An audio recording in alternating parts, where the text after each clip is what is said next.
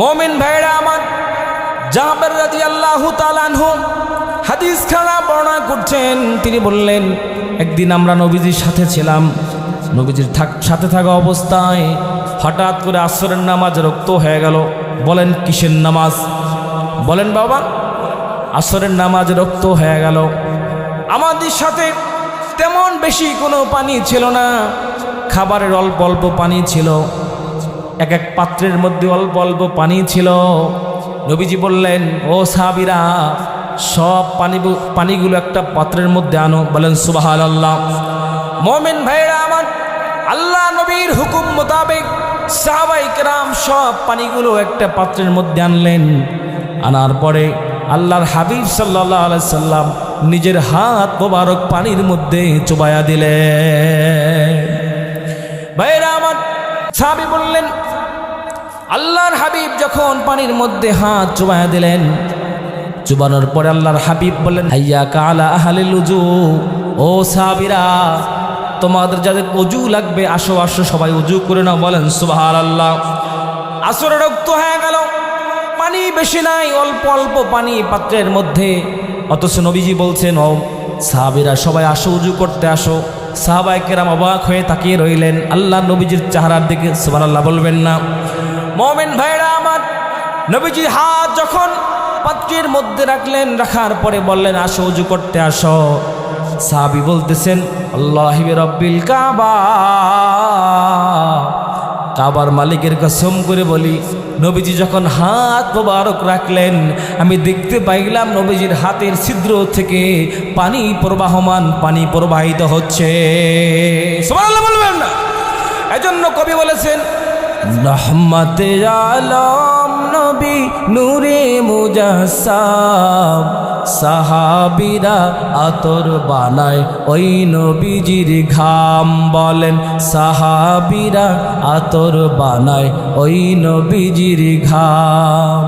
রহমতে আলম নূরে মুজাসসাম, রহমতে আলম নবী নূরে মুজাসসাম, সাহাবীরা আতর বানায় ওই নবীজির ঘাম। বলেন সাহাবীরা আতর বানায় ওই নবীজির ঘাম। উস্তুনে হান্নানা একটা খেজুর গাছের নাম, তাকে ধরে খুতবা দিতেন রাসূল আকরাম, তাকে ধরে খুতবা দিতেন রাসূল আকরাম।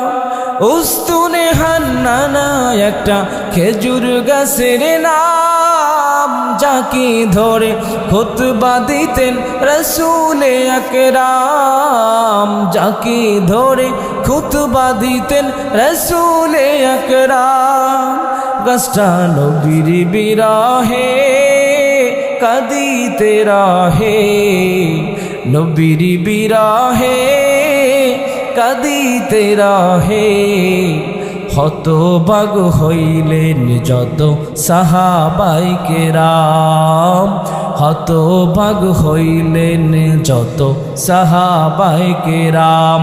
বলেন রহমতে আলম নবী নূরে মুজাসসাম, রহমতে আলম নবী নূরে মুজাসসাম, সাহাবীরা আতর বানায় ওই নবীজির ঘাম। মারহাবা বলেন।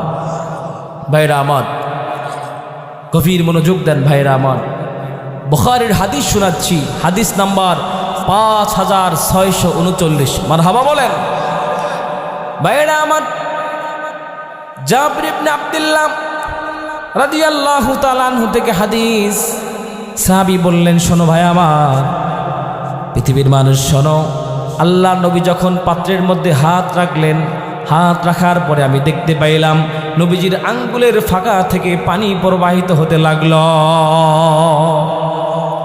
ভাইরা আমার, আল্লাহর হাবিব বললেন, বারাকাল্লাহ।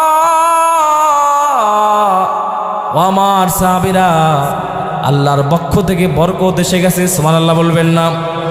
সাহাবীরা বললেন, আল্লাহর হাবিব বললেন, ও আমার সাহাবীরা শোনো শোনো, আল্লাহর পক্ষ থেকে বরকত এসে গেছে। আসো সবাই অজু করো। সাহাবায়ে কেরাম বললেন, আমরা সবাই অজু করলাম, পানি পান করলাম। জোরে বলেন সুবহানাল্লাহ।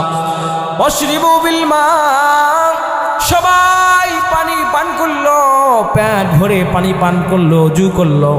অজু করার পরে পাত্র, ছোট্ট একটা পাত্র, সবাই অজু করলেন, সবাই পানি খাইলেন, তৃপ্তি ভরে পানি খাইলেন।